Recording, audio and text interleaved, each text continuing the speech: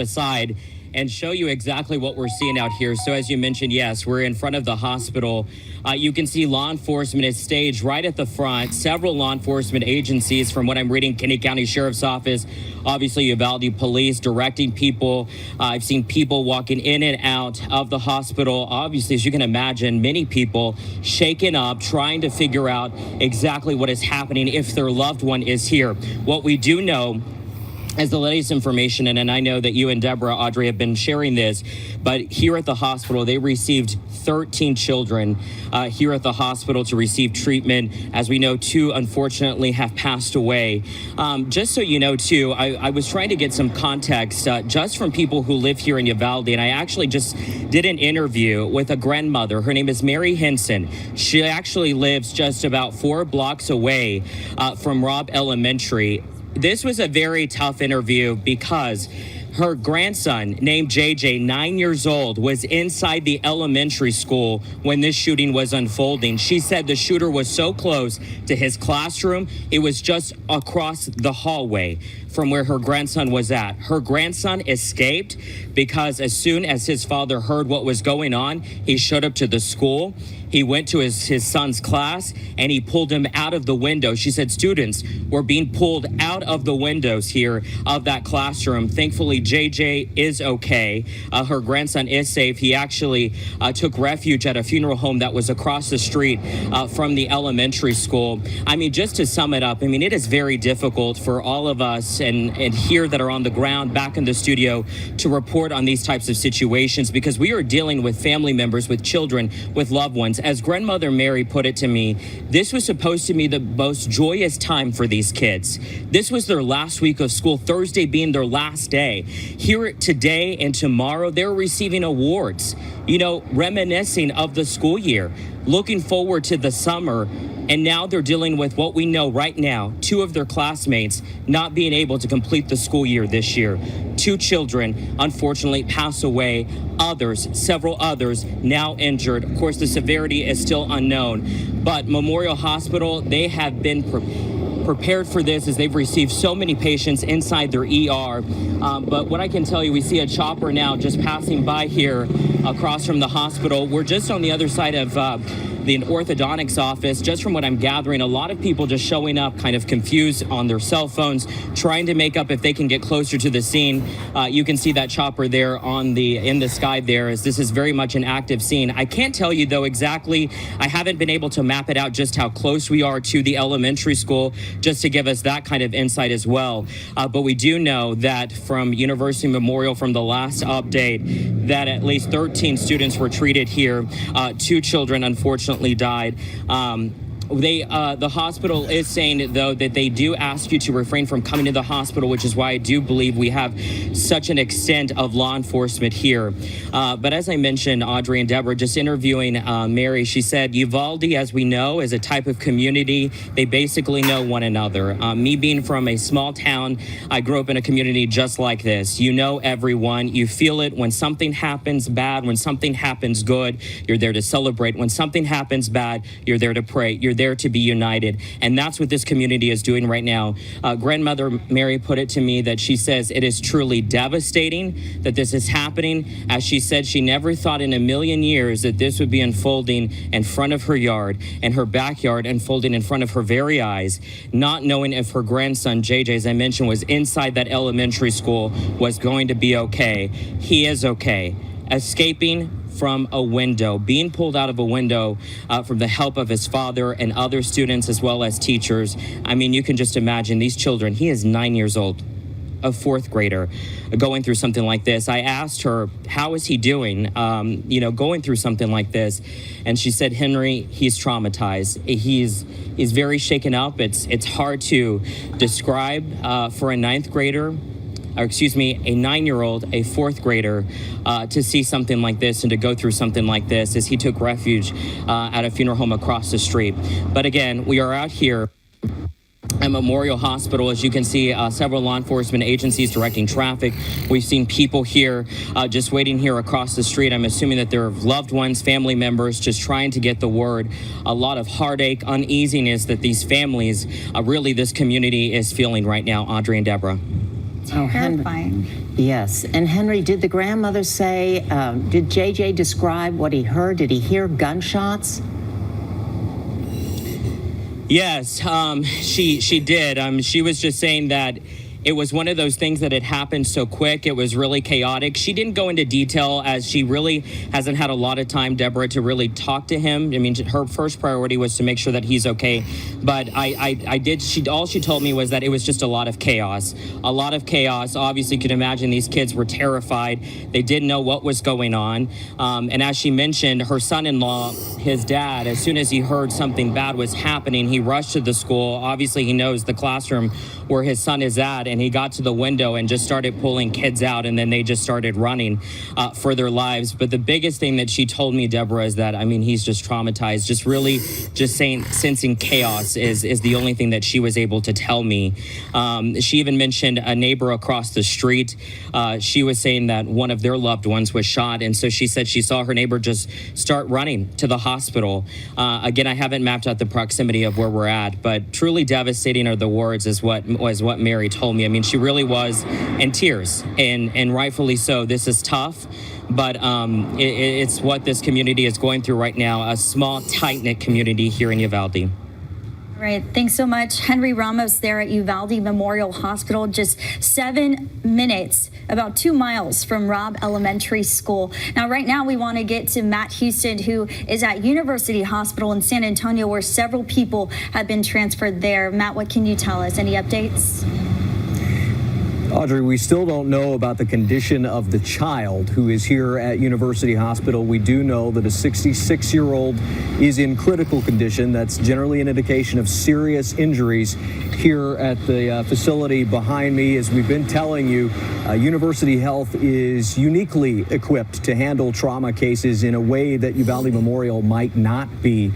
Generally, level 1 trauma centers like University Health have more staff, more capacity, something that we became all too familiar with over the last couple of years as far as hospital conditions go. More staff, more capacity, more technology, more resources to handle really serious cases, which is why it is frequent practice for rural hospitals like Uvalde Memorial. We have plenty in the area surrounding Bexar County to send their serious patients to the hospital behind me. One look right now at the Adult Emergency Care Center here at University Hospital. You wouldn't know what was happening statewide today just from looking at this one particular building at the moment. Not a lot of activity outside. We've heard some helicopters go overhead, but again, no way to tell if that's in any way related to what's happening in Uvalde, and certainly would be pretty typical for a weekday afternoon here at University Hospital, one of 20 level 1 trauma centers in the state of Texas. Uvalde Memorial is one of almost 200 level 4 trauma centers. That's a basic care facility. They are equipped to handle trauma, make no mistake. They do have resources, but generally the facilities are just going to have better technology and more people, which is certainly important in a situation like this in the event that you need to handle an unexpected number of patients beyond what would be, your average Monday, Tuesday, Wednesday afternoon here in San Antonio. Uvalde frequently transfers patients to SAMC as well as University Health. We're going to keep you posted as we learn the condition of that child. Again, the 66-year-old in critical condition. Audrey, Deb?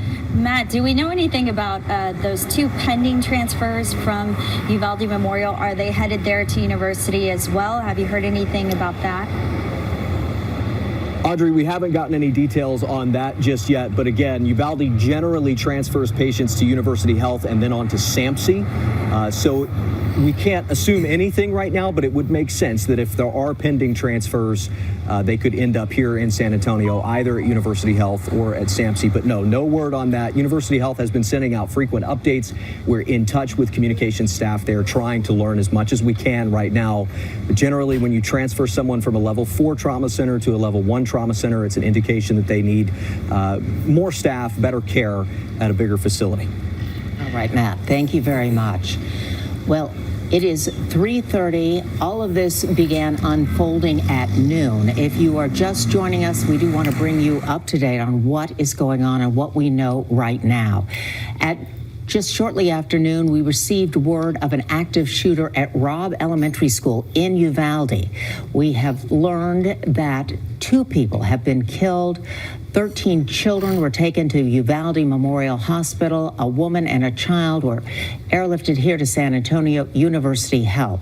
The suspect has been taken into custody, and we are waiting right now for a news conference at the De Leon Civic Center where the remaining children, 600 children in that elementary school, were taken and where they were picked up by their parents. Yes, and we're waiting to hear from Superintendent Dr. Hal Harrell from Uvalde Consolidated School District, expected to speak, as well as law enforcement agencies and the city there on site as well, all lending their support to the school district and to the police department. DPS, we have learned, has taken over this investigation. FBI was also there on the scene, as well as a number of local law enforcement agencies lending a hand as well. Again, this is just one of 2 elementary schools there in Uvalde. Robb Elementary is where all of this situation unfolded. Like Deborah said, we have learned 2 people have lost their lives in this active shooter situation. 13 children were injured. They were sent to Uvalde Memorial Hospital. We do have 1 woman, a 66-year-old in critical condition at University Health in San Antonio, as well as a child whose condition we are not certain about. But there are also 2 others in Uvalde pending transfer, but we do not know where they will be sent just yet. And we are waiting for a news conference. The superintendent of Uvalde School District, Dr. Hal Harrell, is going to be informing us there at the Civic Center. That is where KENS 5's Victoria De Leon is right now. Victoria?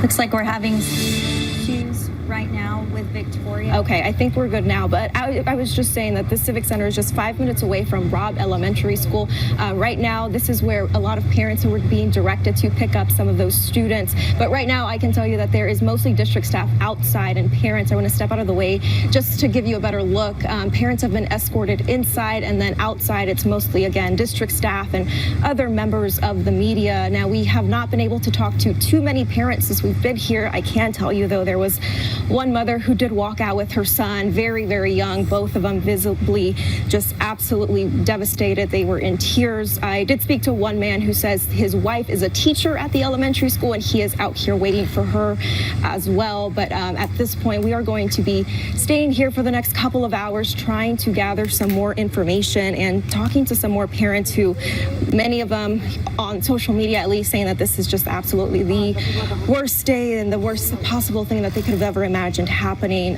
But Deborah, as we're looking right now, the FBI showed up, I want to say about 5-10 minutes ago, and we're going to be keeping an eye out for any other developments. So for now, we'll send it back to you.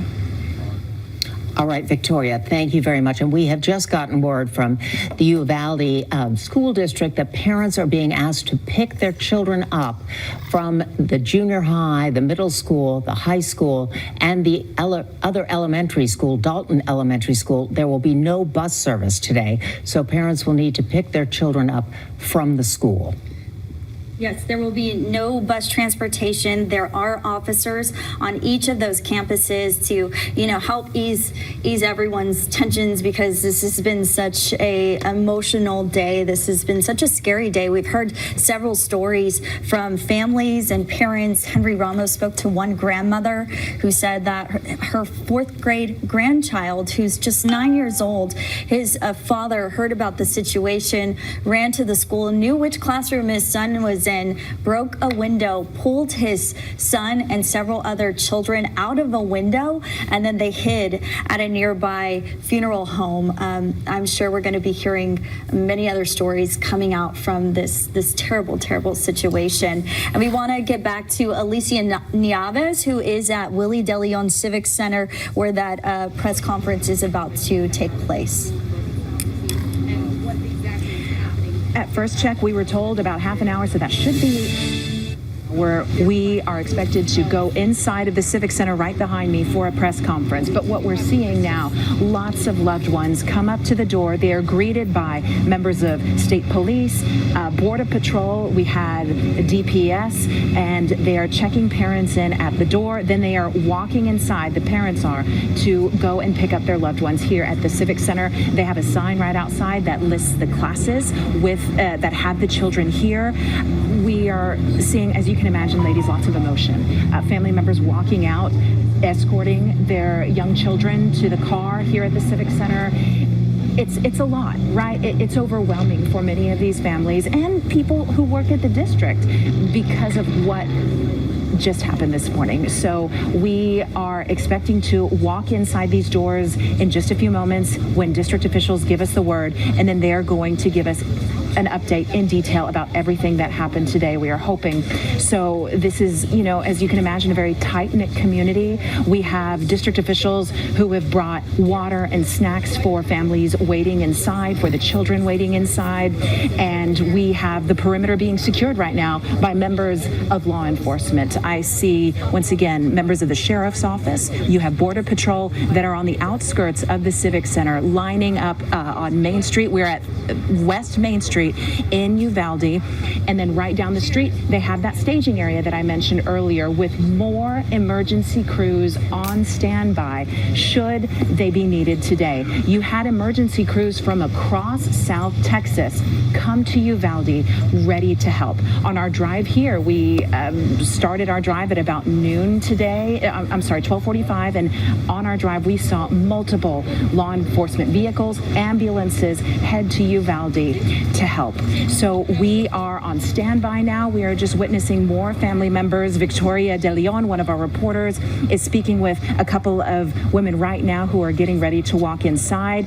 As you can imagine, these families are just concerned that, they can go and get their loved ones. They just want to embrace them and hold them once again, and they want to know that they are okay. So we will keep you up to date on when this press conference will start. We will stream that for you and keep you up to date as soon as we learn any new details. Ladies, back to you. All right, Alicia, thank you. And we now want to go live to Henry Ramos, who is at Uvalde Memorial Hospital. Henry. Yeah, Deborah. And so I come to you with some really sad news. So I just got off the phone. It's a San Antonio family, Lisa DeVour. I've actually done stories with them. They called me while I was on my way here. And she told me, Henry, she was like, I'm on my way to Uvalde. She was like, you won't believe, I have 10 to 15 family members that go to Uvalde schools. And we have a few family members who go to Robb Elementary. And I said, oh my gosh, Lisa, how are you doing? And she said, we don't know a lot. We just want to get here. Our family's from here. Obviously, we just want to get here. She just arrived. She told me she's at the Civic Center, but she just informed me that a 10-year-old who attended Robb Elementary has passed away. She said she died here at Memorial Hospital. She says the mother, which is her niece, is with her right now. We couldn't talk that much because, as you can understand, they have a lot going on. She was also trying to find one of their other loved ones who goes to the elementary school. They don't know if he got somewhat transported in the bus and then got lost, or if he is at the Civic Center. So they're trying to figure that out at this moment. But again, sad news. This family telling me that a 10-year-old at Robb Elementary was taken here, has passed away from her injuries, and is with her mother. I do not know more than that. Of exactly where she was at in the school, how many times she was shot, any of that. As you can imagine, it's tough taking these phone calls from family members because, and this is what a lot of families and friends and loved ones in this community is dealing with right now, is so much emotion, so much uncertainty. Let me step aside here, though, and show you just some of what is happening here outside the hospital. So I can tell you, lots of law enforcement. I actually did see someone from the DEA get out of that vehicle. It looks like we do have another chopper right now that is either landing at Memorial right now. You can see, we don't know if they're going to pick up someone to transport them out of here, but you do see another helicopter here landing at University Memorial right now. A lot of law enforcement out here, a lot of family members and just people here within the community just showing up here across the street. The law enforcement are just monitoring of who they're letting in and out of the hospital, as the hospital has made very clear as they just don't want everyone showing up here. In terms of latest numbers, I do want to make a correction because I'd mentioned that 2 children had passed away. At this point, what KINS 5 confirm is that we do know that 2 people have passed away. We don't know if they are in fact both children. Obviously, I just found out that one, a 10-year-old, did die here according to the family. But we do know that 13 children were taken here to the hospital to be treated. And then we do know, as my colleague Matt Houston is out, City Hospital, at least a child and adult have been taken there. And the last check, the hospital here was saying that they may transport another child to University Hospital as well. We can say, you know, in speaking with that family just now, Audrey and Deborah, very tough because, again, with so many family members that attend here, there's so much uncertainty, especially when you have so many children that attend that elementary school. But just telling me that their niece, the mother, her 10-year-old daughter passed away here from her injuries at the hospital. It's very, very sad because, as we've been saying since we've been on the air, is that this was the last week of school. This is the time where, you know, if you remember in elementary school, you're looking forward to the summer, you're receiving all those participation awards and all these award ceremonies. There's that hype, and then you have this that happened, and these children dealing with those gunshots ringing out in schools. And obviously, as we know, the current state of time that we're in, right? This is something, unfortunately, that children have to grow up with. But we do know, and I just spoke, as I mentioned when I was with you ladies off the top about, and everyone else that's joining us, that I did speak with a grandmother, Mary Henson, whose 9-year-old grandson was inside Robb Elementary, and he was actually pulled out of the window from his father as well as other kids. He is safe. Just saying that there was just chaos inside that school, and also saying that for a 4th grader, he's traumatized now as to what he saw, what he heard. And that's tough. And as I mentioned, this is Uvalde. This is a community that's tight-knit. They know everyone. This is why you see just even community members. Was talking to a man here. He was just saying that him and his family were in San Antonio, and he was driving back, and he said, you know, I'm just going to come here at least to pay my respects outside the hospital to say a prayer for the family members. He said, for my community. It's devastating. I mean, this community is reeling right now, and you definitely feel that just being here on this side. Audrey and Deborah. Well, I know Henry Vanessa was telling us law enforcement leaving the school coming out were just devastated. Their faces were just a lot of people grieving. You know, Uvalde is a place where it's a small community and people are born and grow up there and don't move away. And so, and it, undoubtedly, you know, people in that community, everyone knows someone affected by this shooting. This is video that was sent to us by a viewer right at the beginning of this whole situation when they were just starting to evacuate children by school bus there from Robb Elementary. And you can see parents and law enforcement there in that picture. We understand some of the children taken to Memorial Hospital there were taken by school bus, and some were taken by emergency vehicles. And just shortly, we are awaiting a press conference by the superintendent, Dr. Hal Harrell of Uvalde Consolidated School District, is expected to speak, as well as law enforcement. City and county officials are also there to lend their support. It still is a very active crime scene there at Robb Elementary School. But again, we have confirmed 2 people have died in this active shooter situation. 13 children injured, being treated at Uvalde Memorial Hospital. We've learned that 13 liters of blood were sent from the blood bank. So you can only imagine the types of injuries if they had to send 13 liters of blood there to Uvalde Memorial Hospital. There were 2 people transferred to University Hospital in San Antonio. One woman, a 66-year-old, in critical condition, a child as well. We do not know that child's status. And there was one pending transfer, and we're not sure which hospital they will end up at, in San Antonio or a neighboring city. But still waiting to hear more. We're going to send it on over to Victoria De Leon, who is there at the Willie De Leon Civic Center. Victoria. Hey, Audrey. Well, I just went around to look through the window of that.